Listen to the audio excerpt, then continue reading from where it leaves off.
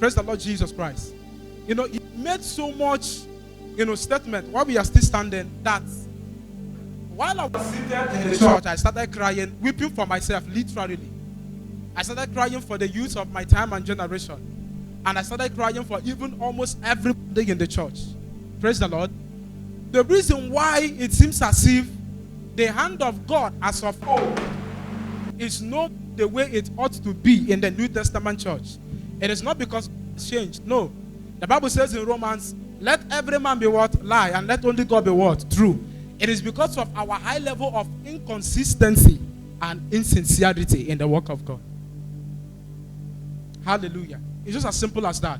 But whenever we begin to embrace this ministry of the ancient landmark, that is when you begin to understand the language of Esther. If I perish, I perish. If I die, I die. No matter what it is going to cost you. Hallelujah. Praise the Lord Jesus Christ. And I pray that by the end of this meeting, the Lord is going to open our eyes. While those hands are still lifted up, can you just take 2 minutes and tell the Lord, this is an allegiance I am making to you.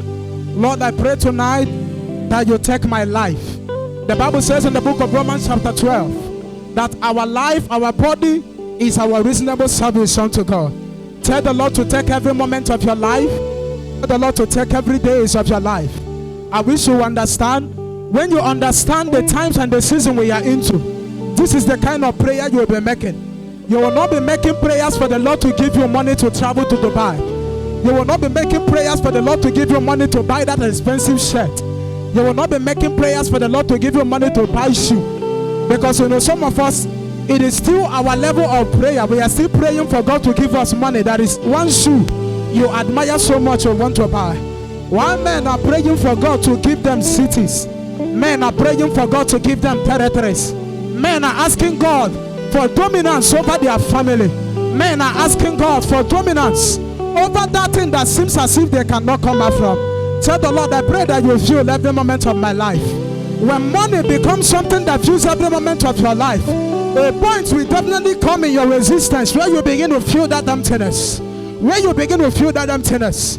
Psalm chapter 23, the psalmist says, the Lord is my shepherd. He was actually saying it. He said, the Lord is the only thing that can satisfy me. He says, the riches of the world can satisfy me. Not even the wisdom I have can satisfy me. Not even the comfort of life can satisfy me. Not even that good paying job can satisfy me. Not even my relationship can satisfy me. He said, the Lord is my shepherd, I shall not want. When I turn to the right, it is only the satisfaction of the Lord that I want. When I turn to the front, it is only the satisfaction of the Lord that I want. Thank you, sweet Holy Spirit divine. Be thou glorified in the name of the Lord Jesus. Hallelujah. Take your seat. Savior, take your seat. Take your seat. Savior. Don't mind me. I love songs a lot. I love songs a lot. So tonight we'll be speaking the word of God and we'll also be doing some. Hear my humble cry while on others thou art calling to not pass me by. Hallelujah. Praise the Lord Jesus Christ. All right, I want to sincerely appreciate God for each and every one of us that made that time to be in God's presence. After we might have been to our respective churches, we still found time to be here. May the good Lord bless us all in the name of the Lord Jesus. Can you put your hands together, celebrate Jesus? Put your hands together for yourself. Hallelujah. I want to celebrate my senior colleague in the ministry in the name of Prince Violin. Man of God, you are welcome. Thank you for being a blessing. Can you celebrate him? Hallelujah. Praise the Lord Jesus Christ. When they started this ministry work, I don't think we had a mind of doing what we are doing today. We were still somewhere running no road. Hallelujah. Praise the Lord Jesus Christ. But thank God the Lord came through for us and it's been amazing. Hallelujah. I want to celebrate my covenant brother, my good friend. He's actually my brother from another mother in the person of MJ Success. Hallelujah. Celebrate him. Put your hands together for him. He's one man I love so much. I love his spirit. I love his passion. I love his dedication. I love his commitment to the work of God. He can virtually give whatever it takes just to make sure the work of God moves forward. I appreciate him. Celebrate him. Put it up together for him one more time. Hallelujah. I want to appreciate the presence of a mother. I came into Lagos and the Lord blessed me with a mother. Hallelujah. Apart from my own mom in the east, the Lord blessed me with a mother. Let's celebrate our mother. Hallelujah. Mommy, can you wave? Can you wave? Can you wave? Hallelujah. The Lord bless you, mommy, in the name of the Lord Jesus Christ. And I also want to bless the presence of, I think she's actually her daughter. Hallelujah. She blessed my life during the worship section. Celebrate the grace of God upon her life. Hallelujah. Praise the Lord Jesus Christ. Hallelujah. The instrumentalists, the Lord bless us in the name of Jesus Christ. Now, Isaiah the prophet, by the inspiration of the Lord, he gave a prophecy. He said, in the latter days, he said, the very elect shall do what? Shall fail. Even the youth shall also do what? Fail. But he brought a divine solution to that agenda. Hallelujah. But he said that they that wait upon the Lord shall what? Shall renew their strength. They shall mount up with wings like eagles, and they shall run, and they shall not grow weary of running. Hallelujah. I want to ask you a question. Look around you. Look around the society, in your family, in your place of work, in your place of schooling. Are you seeing the fulfillment of that prophecy? Hello? Hello? It is going to be an interactive section. Are we feeling the impact of that prophecy that was given by the inspiration of the Lord many years ago? In our various places of worship, are you feeling the impact of the great falling away? Hallelujah. You know, it even seems as if to me that now that the devil is actually gaining great mouthpiece, even in the body of Christ. And it is not supposed to so. It's not supposed to be so. Hallelujah. But you know, the word of God says that instead of every word of God not to come to pass, let the whole heavens and the earth do what? Fade away. When we are talking about revival, revival is not the implementation of a new spiritual policy. You know? That's not what revival is all about. Revival is the rekindling of the old one that has been there, which is no longer seeing the light of the day. So when we are talking about revival, we are not talking about making about a new move or making about a new invention. We are talking about the ability to resuscitate the ones that has been there before that are no longer functioning. The bridges that were functioning before that are no longer functioning in the faith, in the body of Christ. That's what revival is all about. And I believe in this season, God is actually revealing the heart, the intentions, the heart of as many as that are in the body of Christ, just for the sole purpose of revival to take place. Hallelujah. For the sake of revival to do what? To take place. And that is the reason why we are gathered tonight. So we can be able to understand one of the heartbeats of God over the body of Christ. One of the agenda of eternity over his church. One of the eternal purpose of God over the church, especially in these last days. Especially in these last days. Tonight's message is going to be a kind of practical. Hello? Because I'm not here to speak to your flesh. But I'm here to speak to your spirit. To have an interaction, a communication with your spirit man. Praise the Lord Jesus Christ. We'll be looking at the spirit of oneness. We'll be looking at the spirit of oneness. The spirit of oneness. Now the book of John chapter 17. We had the man of God read earlier. Because we cannot talk about oneness without talking about the book of John 17. Actually, that scriptures is the foundation of what oneness is all about.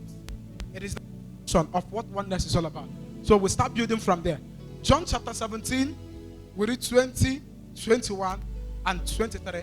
Please, if you can project it, you project it. Because of time, okay? 20 says, neither pray I for this alone, but for them also which shall believe on me through their word. Hello? In verse 20, Jesus Christ was having a kind of dialogue with the Father. He was talking to the Father. He was giving the Father his own terms and conditions relative to his disciples. Now, he did not stop there. He equally made provision for us. Because we were not there when this transaction took place. So, but he had us in mind when he was speaking to the Father. So in verse 20, he said, I prayed for my disciples. I have prayed for everyone which you have given to me. Hallelujah. Except the son of who? Perdition. Through whom the scriptures must be what? Fulfilled. In the person of who? Judas Iscariot. Hallelujah. But to every one of the Father, he said, I prayed for them. I prayed for them. And I'm not praying for them alone. I'm equally praying for anybody that will believe me through these ones. 21 says that they all may be one as thou, Father, art in me, and I in thee, that they also may be one in us, that the world may believe that thou hast sent me. He said, just like I, your son, Jesus Christ, I am one with you. Hello? Now he made a prayer that when we start coming forth by the establishment of the Spirit, that will also become one with him, with God, through who? Through Christ. Hallelujah. That was why the Bible told us in the book of Corinthians that God is now reconciling the world to himself through who? His son, Jesus Christ. So that was the effect of the prayer he made for us in the book of John 17. He said, when we start coming forth as sons and daughters of God, he do not want us to abide alone. He do not want us to stand alone. Because he knows in the world there will be so many pressure that will come to question the efficacy of our faith. As a matter of fact, John chapter 33, Jesus was speaking to his disciples concerning the tribulation, concerning the things that we are going to encounter in the world as disciples. He said, these things I speak to you, that ye may do what? Have peace. In the world you shall have what? Tribulation. But be of good cheer, I have done what? Overcome the world. So based on that, he made a very strong prayer. Even when Jesus Christ noticed that Judas Iscariot was going to, even when Jesus Christ noticed that Peter, the apostle, was going to betray him, he told him. But based on the fact that Peter at that level had not yet had a full understanding of what Christ was talking about, he still fell into the net of the enemy. No branch can exist without the vine. Hello? No branch can do what? Exist without the vine. So that's the implication of the prayer that he made. He said that we may become one. When we are talking about oneness, what are we talking about? You can take it to be partnership with the Lord. You can also take it to be a deep feeling of closeness or union with God. When we are talking about oneness, we are talking about our level of relationship with God. When we say that this is one with this, what do we mean? It means there is no variation. Hello? It means when you look at this, the same thing you see here will equally be the same thing that will be replicated here. Am I right? So that is what we mean by becoming one with the Lord. Becoming one with the Lord. So how did we become one with the Lord? That transaction took place immediately. The Lord took our soul out of the flesh and transferred it into his spirit. Immediately our soul was being baptized into the Spirit of God. We became one with the Lord. So we were made one with the Lord by the establishment of the Spirit of God, the Holy Ghost. Now when we are talking about the Spirit of God, we are not talking about a strange being in the Trinity. We are talking about the life of the Father. We are talking about the angel of God's presence. So when we are talking about being one with the Lord, our oneness with God was made possible by the establishment of the Spirit of God. How many of us here have the Holy Ghost? Have got the Holy Ghost? If you have the Holy Ghost, let me see your hands. If you have the Holy Ghost, I have the Holy Ghost. That automatically means that we have ceased from our walk in the flesh to becoming one with the Father. Hallelujah. Praise the Lord Jesus. Is that clear? All right. When we are talking about oneness with the Lord, we are talking about our affinity. We are talking about our relationship.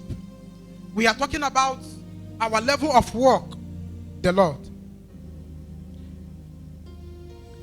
It is the heart of the Father that we come into oneness with, to become one, even with his mind and with his purpose.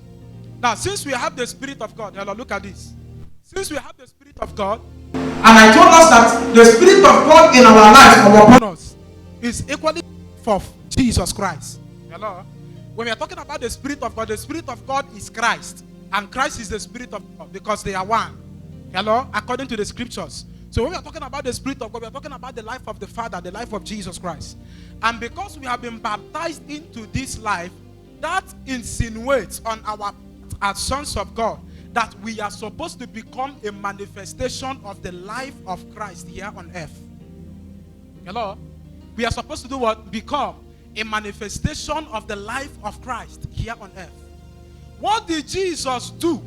And what did the apostles did in Antioch in Pisidia that made the people to call them Christ-like?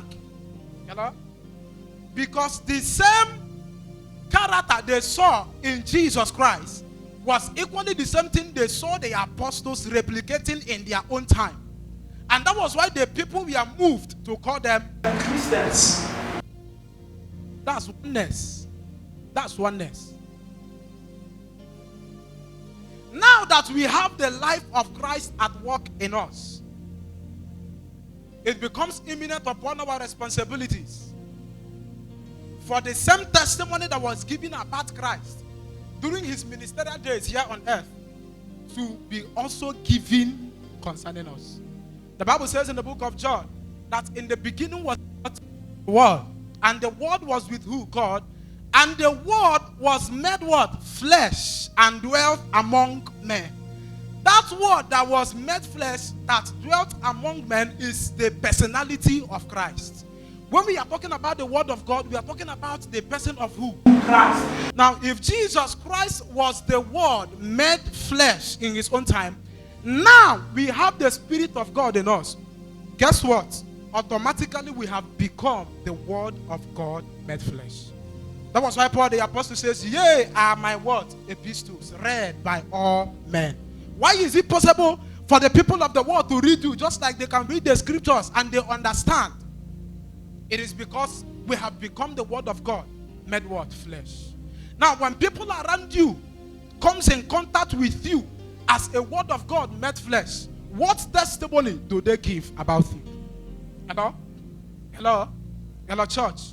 When you enter into any form of business transaction with people, what testimony do they give about you as the Word of God made flesh? The Bible says in the book of 1 John chapter 1 and verse 5. 1 John 1 and verse 5. It says, this is the testimony. We are talking about the testimony that was given about Christ. He said, this is the testimony that we have seen. And this is the testimony that we have read. And our hands has handled the word of life. Guess what it says? In him is light, and there is no darkness at all. In who?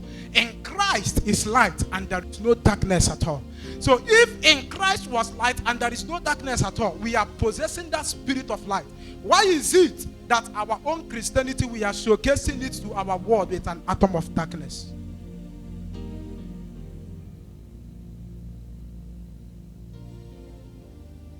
Hello?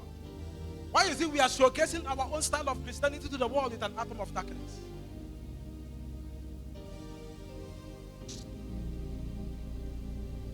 Philippians chapter 2 and verse 5.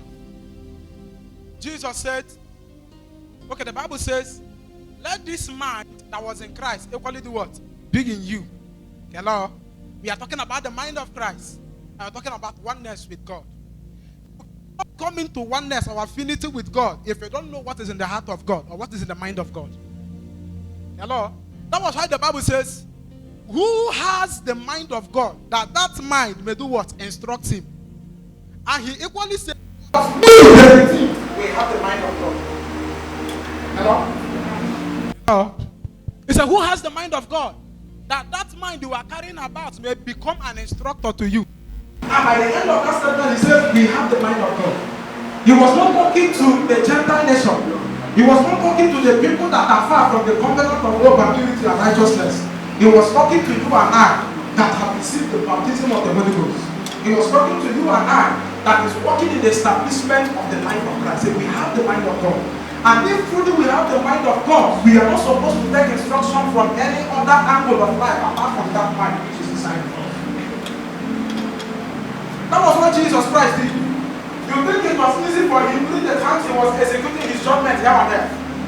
It was not easy for him. It got to a point he almost gave up. But because he was carrying about in his flesh the mind of the Father, he made a very intriguing statement.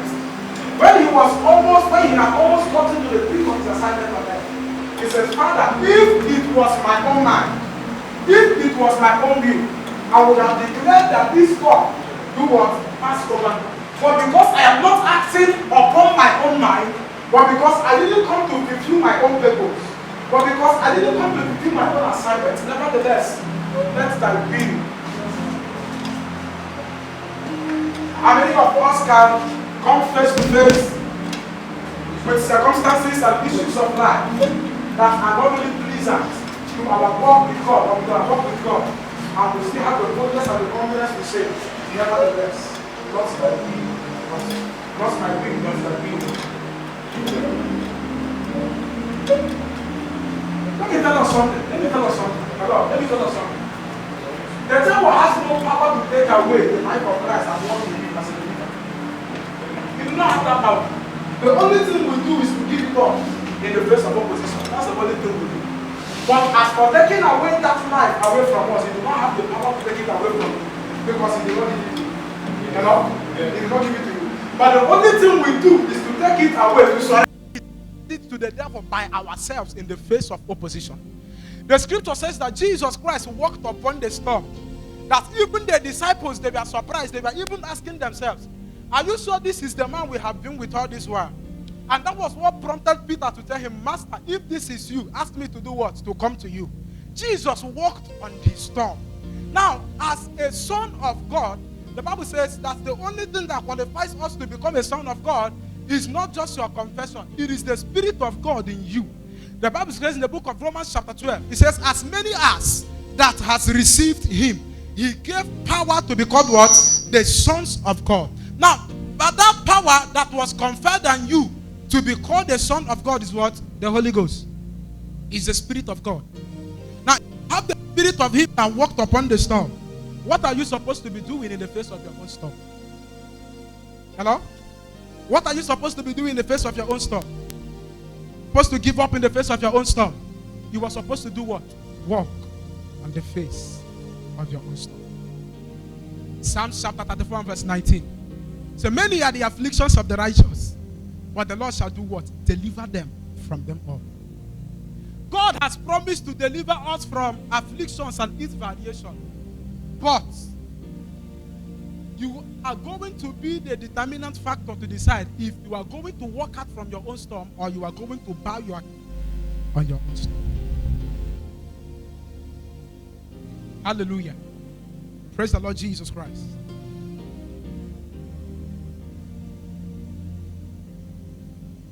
Jesus had a mind that wanted nothing apart from pleasing the Father. Now the question is this. We claim we have the mind of God. We claim we have the Holy Ghost. We have the life of God at work in us. What is your desire? Remember, Jesus had all the privilege in the world not to walk in the will of the Father. You know? Because the Bible recorded that he walked on earth as a man.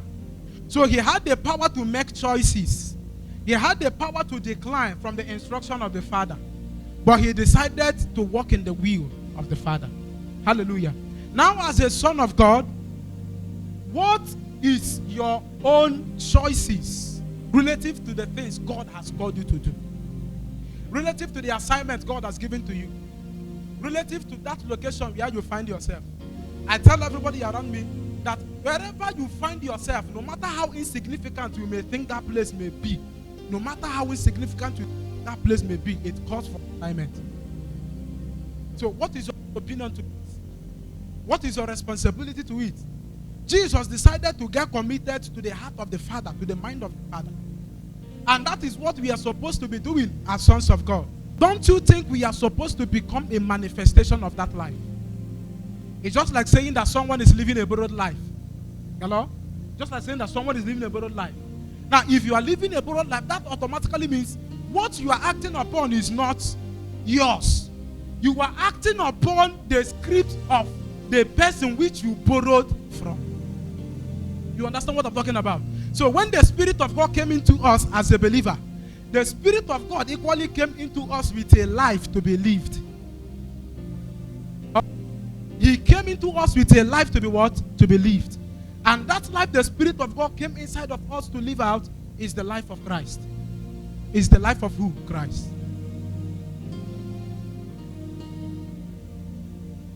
Ask your neighbor, where is the manifestation of the life of Christ in you?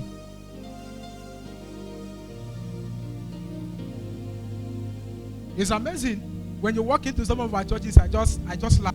No, it's a practical experience. You know, I just observed the reason why men of God, whenever they want to minister now or whenever they want to talk, they cannot just stop preaching or stop saying whatever they want to say without talking about the church. Hello? Without talking about the church. The singular reason is this. It's just very, very simple. The singular reason is this. The church has become so much worldly that the margin now between the world and the church has become so much invisible. Hello?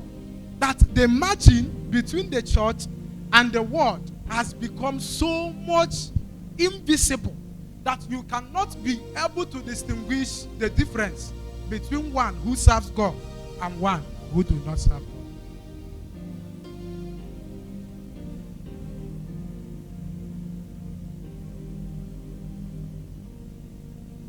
The mind of Christ. Philippians chapter 3 and verse 15. The Bible says that if you are parading yourself in the faith with a mind that is not God, God himself is going to reveal it to you. Now, some of us here, most of us here, we have had that experience where God reveals a mind of something we want to do that is not Christ. But because of our personal ambition, but because of our personal interest, we subjugate and we subdue that revelation and we keep on walking in iniquity. Oh, you've not experienced it before. You've not encountered that before. When you want to do something and that this inward witness telling you, what if this was to be Christ? Is he going to do this thing you want to do now? No, but because of the enticement, but because of what you know you are going to make from that thing, you give deaf ear to it and you continue walking in what is not Christ. That was the same encounter Paul the Apostle had with the church in Corinth. Hello? With the church in Corinth. He was questioning them. He said, from where did division come among you?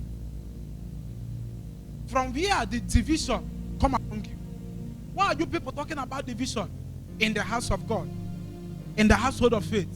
Where did this spirit come from among us?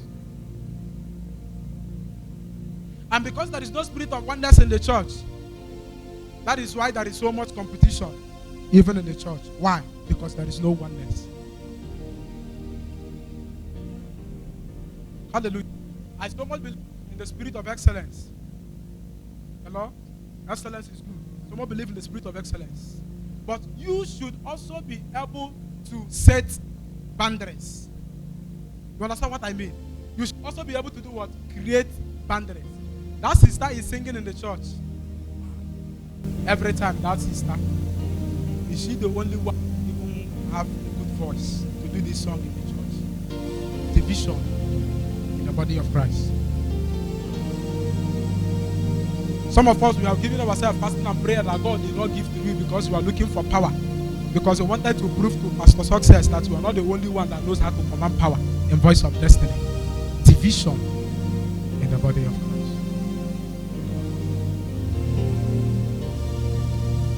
The scripture says something concerning Christ in Hebrews. It said, for we do not serve a high priest who is not being touched by the feelings of our what? Infirmities. Gone are the days in the church, man of God, when a brother will be in need. You know that this brother is passing through terrible affliction. And you know that as a church, you can be able to help this brother come out from that affliction. Gone are the days in the church where church people will come together to carry the burden of each other. Why? Because of division in the body of Christ. There is no more oneness again. A brother bought a car, and you know you are not doing anything with the car. Hello? And this other brother has an important a function to attend. As people of God, as sons of God, hello? As sons of God, if you have a car and I do not have a car, because we believe in the same thing, the same faith, Because we have been baptized in the same baptism, one baptism, and because we have one hope, Oga, your car automatically is my own car. Oneness in the body of Christ. Speaking about it, the scripture says the early church, they shared things where? In common. They shared things in common. Things. Shared things in common. They even went as far as selling what they had, just to make sure that the people that are in need, in the same faith with them, that they are comfortable.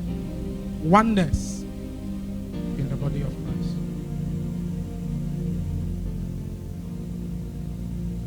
When was even the last time you prayed for your church? Because you felt that church will not give you opportunity for you to future. Hello?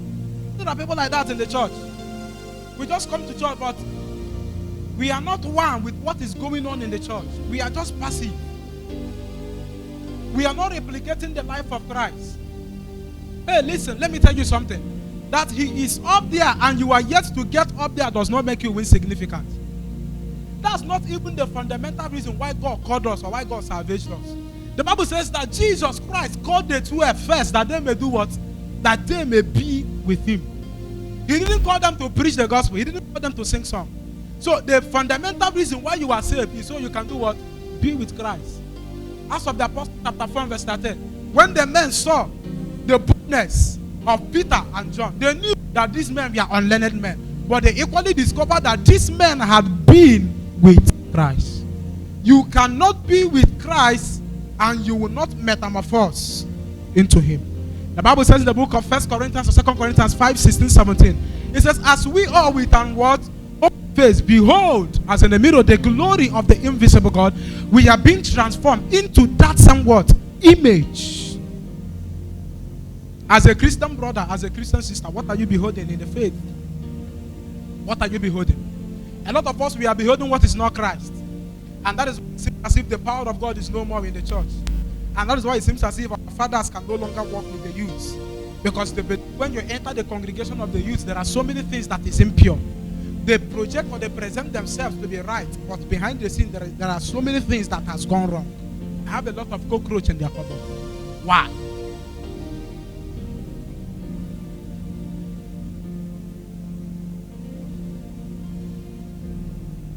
As this message is going on, I just have a few minutes to round up. But as the message is going on, I want us to begin to repent, hello, in whichever category you find yourself. That's someone telling God, and I will cleave to the word rugged cross and exchange it someday for a crown.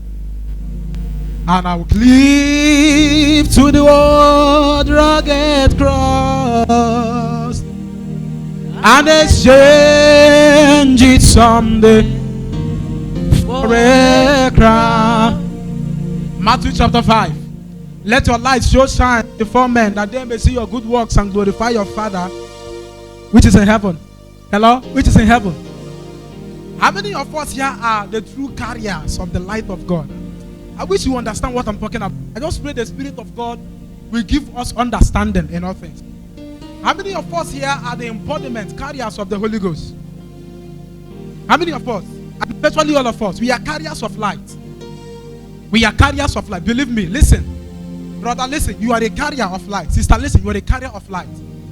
You know, I've discovered the reason why it seems as if we are not functioning the way we ought to function in the faith is because of unbelief.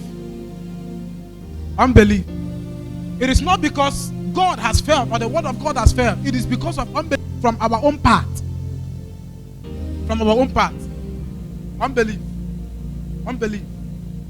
If you are truly indeed a carrier of light, men around you are supposed to become witness of the light of God which you carry. Stop looking at yourself as someone that is small. Okay, listen, you may be small, but the Holy Ghost in you has no age. The same Holy Ghost in you is also the same Holy Ghost that was in Christ. So there are no two what? Holy Ghosts. Oneness. 1 John chapter 5, 17. that we may have boldness in the day of judgment. For as he is, we are in heaven, so are we. Why are you looking down on yourself? Something happened before I came to Lagos, man of God. I think it was just 2 days ago or 3 days ago. I walked into the house. It rained heavily. Rained heavily. Rained heavily. I was in church for Bible study. Immediately after Bible study, it rained for complete 2 hours. So when I got home, I was drenched and there was no light. I needed light. I lay down on my bed. I decided to test run this thing that we have been preaching. Hallelujah. I was just talking to myself. I said, in the name of the Lord Jesus. I knew when that awareness came, I knew that I just knew that was a knowing. I knew. I said, in the name of the Lord Jesus, from now to the next 5 minutes, let light appear. Men and brethren, you know, I said that even casually. I said that even without substance. But before the next 5 minutes, light appeared. Automatically, the Lord started speaking to me. He said, for how long are you going to be in the cage of mediocrity? That is what has kept some of us from manifesting as Christ did. He said, occupy till I come. For Jesus Christ to give such strong statement, it means that whatever requirements you need for you to fit into that position has been given to you. He can't just tell you, occupy till I come, and leave you empty-handed. It means whatever you need for you to take up that position, whatever you need for you to fit into that shoe has been given to you. So why is your life not a physical manifestation of the life of Christ?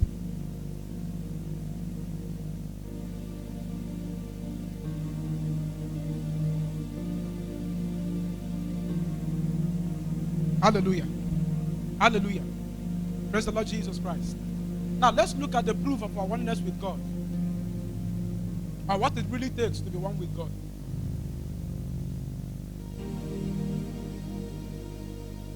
I know that we understand the times and the season which we are in. 2 Timothy 4. In the latter days, perilous times shall do what? Shall come. And many shall depart from the faith. And in 1 Timothy chapter 4 said, the Spirit is speaking expressly in the latter times. Many shall depart from the what? From the faith. A lot of us has departed from the faith many times, even without knowing that we are no longer in the faith. Do you know it's possible for you to be claiming you have faith, but the faith you have is not the faith of Christ, and yet you are still in the church? That is why it can be possible for you to still be in the church, and yet you are plunging deep into the depth of immorality. You are not in the faith of our Lord Jesus Christ. You are not in the faith of our Lord Jesus Christ. You cannot be in Christ and you will sin. It's not possible. Hello? What is this man of God saying? 1 John chapter 3 and verse 8. He that is born of God does not do what sin. Why? Because the seed of God, right, what remaineth in him. The seed of God is the manifestation of the Holy Ghost, which is the life of Christ. Now, question is this: if you are having the life of Christ, can the life of Christ in you take you to positions where you compromise your faith? Even the life of Christ, I thought your flesh cannot live a life and compromise, or that will become an offense to it other in heaven. So whenever you find yourself in a position where you see yourself going contrary to what the word of God says, know that it is not Christ, it is a function of choice. It's a function of choice. It's a function of choice. Just choice. Hallelujah. So talking about the perilous time shall come. In the East, I don't know how much fuel is sold here, but in the East, either they call it artificial inflation manipulated by man, or it was caused by natural occurrence. I just know that the word of God must be what? Fulfilled. Stop waiting for when things will come down in this country. They will not come down. Stop waiting for when God will come back to 3 nights or 200. You're wasting your time. It will not come back. The perilous time shall do what? Shall come. One of the proof of our oneness with the Lord is your ability to receive suffering for the sake of Christ. You know, we are talking about suffering. A lot of us, we don't enjoy the method of suffering. You know, especially for some of us in the East. We went to a church in Imo State. We were supposed to have 3 days conference. on why must son suffer. We sat for 2 days. The third day, the God called me. He said, please, you people should not come again. Hallelujah. He said, please, you people should not do what? Should not come again. I said, why, sir? He said, this kind of message is not the kind of message we are supposed to be preaching. We already something here. So we are not supposed to be hearing this kind of message. Hallelujah. But this, let me tell us the truth. This is a fundamental truth. The gospel will not be complete without the message of suffering. Whether you believe it or not, it will not be complete. So your ability to sustain the times of suffering shows your oneness with God. What do I mean by making that statement? Philippians chapter 3 understand. What the apostle said, that I may do what? Know him and the power of his resurrection and the fellowship of his what? Suffering, being made conformable unto his death. And all of us, we are so much fascinated and we are so much interested about the resurrection of Christ. But we don't want to become a part of the fellowship of his suffering. Until you have suffered with him, forget about his resurrection, his purpose. Hello? Hello? We want the power for you to open blind eyes and open deaf ears. But we are not seeking for the power to suffer for the sake of God's righteousness. Now let me just clear the air. When I'm talking about suffering, I'm not talking about your inability to meet up with your daily needs. That's not what I'm talking about. Hello? I'm not talking about your inability for you not to eat 2 or 3 square meals a day. That's not what I'm talking about. Even though that is a form of suffering, but that's not what I'm talking about. Paul the apostle said, I have learned how to suffer me, and I've equally learned how to do what? Abound. So it is a form of what suffering, but that's not what we're talking about. But what I'm talking about is your ability as a son of God to suffer for the sake of Christ's righteousness. To suffer for the sake of righteousness. That's what I'm talking about. You know? That's what I'm talking about. How many of us here, now let me ask a very striking question. Sir, on blue. If you have to be married, it will not happen to you in Jesus' name. You came home one day and you know you are a child of God. You've listened to the message of oneness. And you know you are supposed to respond to situations the way Christ did as a son of God. That's our only ticket to making it to the kingdom of God, the kingdom of heaven. And you came home one day, you met your wife, got your wife to another man on your matrimonial bed in the act of adoption. How are you going to react to that situation as Christ? Hello? You say, go and say no more. Are you actually going to say that? Are you actually going to do that? No, let's tell ourselves the truth. Are you actually going to do that? But if you are going to do it, we are thank God for you. Praise the Lord for you. Hallelujah. But listen, normally, we don't take it daily. Hello? We will not do what? We will take it. For example, you came back home and you discovered the family of 10 and you happen to belong to this family has been killed by an armed robber. You know, the father put everything died, shot by an armed robber. And the same armed robber that killed your family came back confessing to you after maybe she or he had given his life to Christ. How are you going to respond to the situation as Christ? How are you going to respond to the situation as Christ?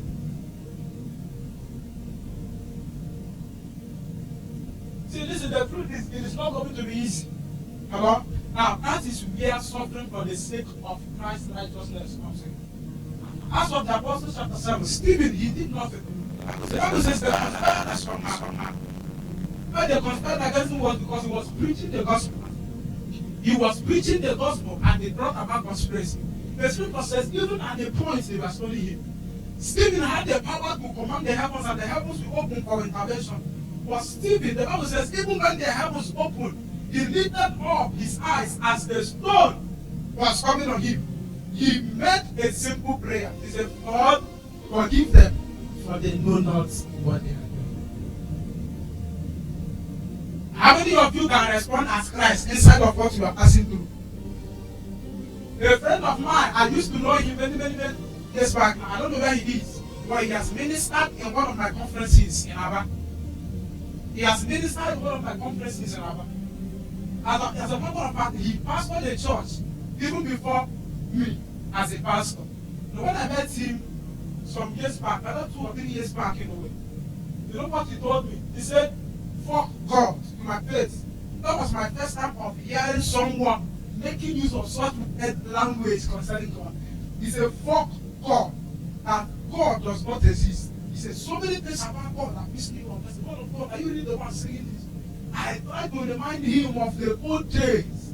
I tried to remind him of how he was burning for the Lord those days. I suppose the problem. His challenges, because of his inability to measure up with the demands of life, he gave in to the enticement of the devil. The Bible says in the book of Proverbs chapter 1 verse 10, it says, this is wisdom talking. If sinners entice you, consent thou not. As I'm talking about, he said, I have looked for help. Even when I was pastoring under as a pastor, she had all the tools, or she had all the takes for her to help me, but help did not come. I have toiled so many churches, I have been committed to God, I have made so much sacrifices, given so much into the work of God. Yes, there is no help. Look at me, look at my family. But when I entered over there, I met this little mushroom cut group. Little mushroom cut group. They gave me everything. You needed to see the way they were even giving me. You needed to see the way they were. You know what that means? It means he never loved God. If you cannot be able to stand with God in the face of trials and opposition and suffering, you never love him. You are taking your love for him. You are speaking your love. How can you explain one of the apostles being crucified upside down? That was Christ crucified the second time again upside down. Can you do it? As we are having this conference now, all of a sudden, group of bandits enters into this place now. What is going to become your reaction in this place? Suffering for the sake of Christ's righteousness reveals our oneness with the Lord. Reveals our oneness with the Lord. Finally, let's read the scriptures.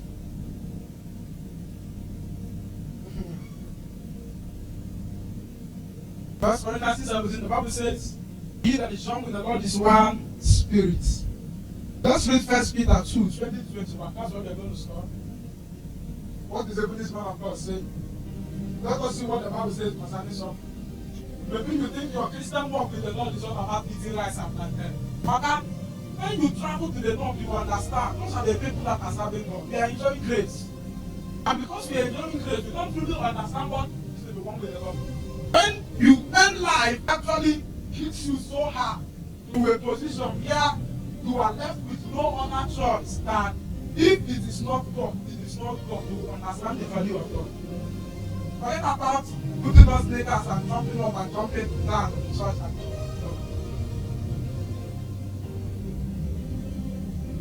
Spirit of kindness. First Peter 2, 20 and 21. 20 and 21. I would like us to read it together. So that you know it is not my word. You will know the reason why God brought you into the faith. For what glory, and let's read together, for what glory is it, if when ye be buffeted for your fault, ye shall take it patiently. But if when ye do well and suffer for it, ye take it patiently, this is acceptable with God. Verse 21, that is where our area of emphasis is going. Verse 21. For even hereunto, he are yet called, because Christ also leaving us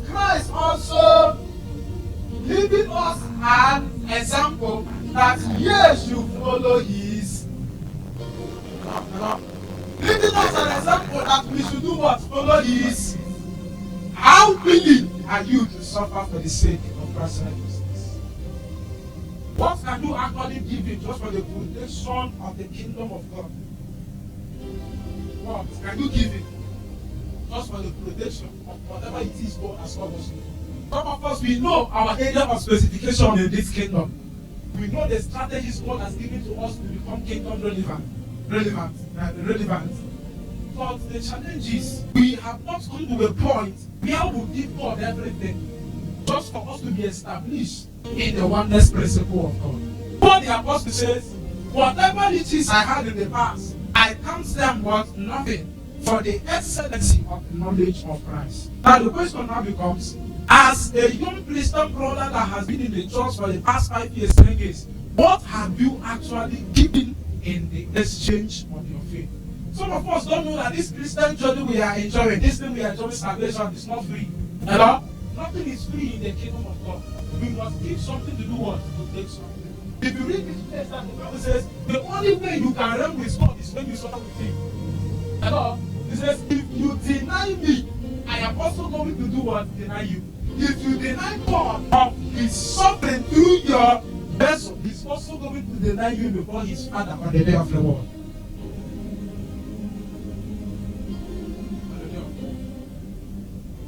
So Christianity is not the bed of roses. And I'm seeing it is coming so fast.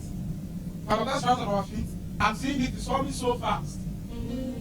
When that season, when we are about to report into a dimension that we will start facing pressure from a godless generation. And that is what is going to review the quality of our faith, what we have been professing before now. Concerning God. Concerning God. Esther said, if I perish, let me perish. As long as it is for the cause of God's righteousness. Jesus told his apostles in the book of Luke. He says, until you do what? You take up your cross and follow me, you cannot become my disciples. The cross is a symbol of what? Suffering. The cross is a symbol of suffering. It's a symbol of suffering. It's a symbol of suffering. How willing are you to suffer for the sake of God's righteousness? Willing are you to suffer for the sake of God's righteousness? A man of God said a few hours ago that someone wanted to lobby him. Give me your account. Let me wire a certain amount of money. By the end of the day, you make 30%. But he said no because of what I profess. He said no because of what I believe. Because of my belief. He says, if I'm going to die of hunger, let me die of hunger. Instead of me to do. Joseph said, I cannot do upon this level of wickedness against my God and also against my master. That is what you do whenever you compromise your faith. That's what you do. You show God wickedness. You tell him you've not been faithful. You tell him I can do it on my own. You tell him without you, I can carry myself to whatever height I feel like I can carry myself.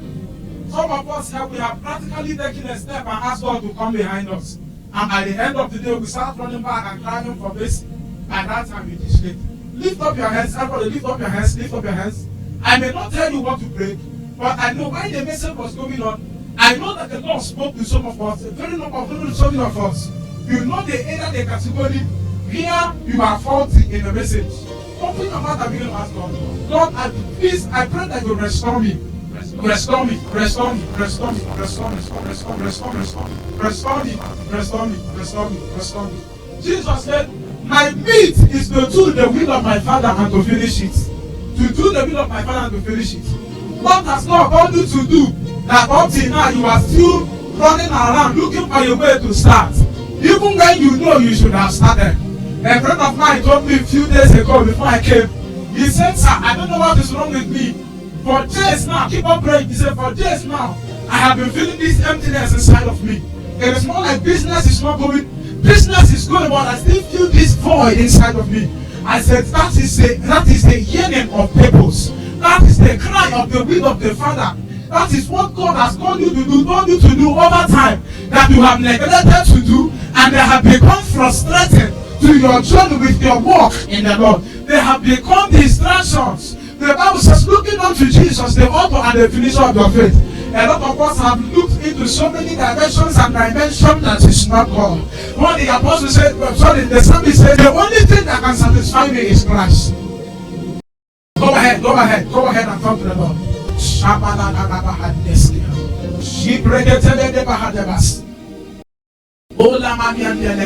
I am blessed and I have found love like my feet on higher ground. Lord, lift me up and let me stand. My head's on head, unstable land. I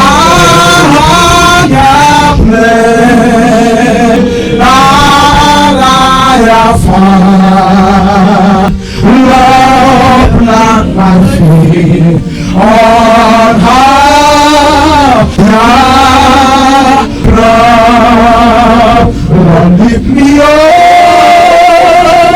and let me stand. My foot's on it. Lift my hands, son of a cross heaven. I have blessed. I have found.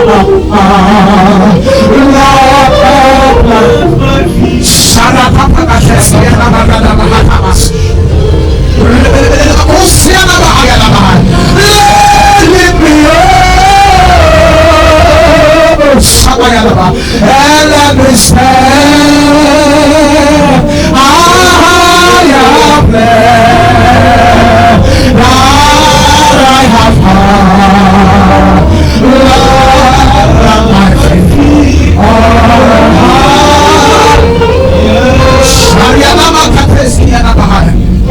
one prayer and I'm out of your way. One prayer, I'm out of your way. I want us to understand something. I just pray that the Lord will unveil this to you the way it is in my heart. The way it is in my heart. The way it is in my heart. It is time for us to go back to God. You know? Let's forget about the packaging. Let's forget about it is time for us to do what? Go back to God. It is not for any other thing, but it is for your own safety. It is for your own internal security. I am here to frighten anybody. I was sharing with my friend at a couple of months back. I can't remember how many times now the Lord has shown me about His coming. I'm not saying this to frighten anybody. I told us before, this is a ministry the Lord has given to me. Hallelujah. It's a ministry the Lord has given to me. John chapter 2 verse 17. The Bible says, everything in this world shall pass away, but he that doeth the will of the Father abideth forever. Abideth forever. You're going to open up your mouth and pray. Oh Lord, I pray that you plant me in your will for my life. Especially in this last time. You don't understand. You don't understand. Songs of Solomon chapter 1 and verse 7. The young man lamented, said, do not look upon me because I am black. He says, I neglected my own vineyard and my brothers subjected me to their own vineyard. It's just like you are working for Coca-Cola and by the end of the month you want Apple to pay you. Does it work like that? It doesn't work like that. Oh Lord, open my eyes to the eternal purpose which you have called me for. The reason for my existence. It will help you to be one with God. It will help you to be planted in God. Open the mouth and let this prayer.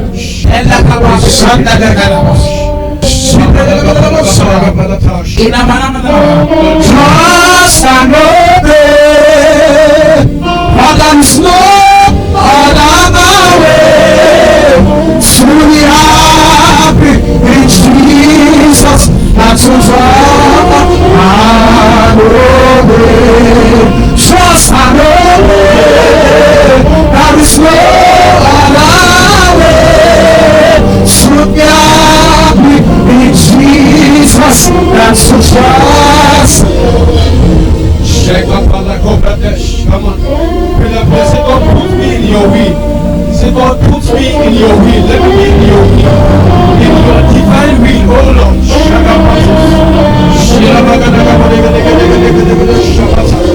Lord, bless me in your divine will. Bless me in your divine will, Lord. Your will. Let your will be done in my life. Let your will be done in every activities. Hey, as you stay in the will of God, enemies of success. Lord, put me in your will. Put me in your will. Put me in your will.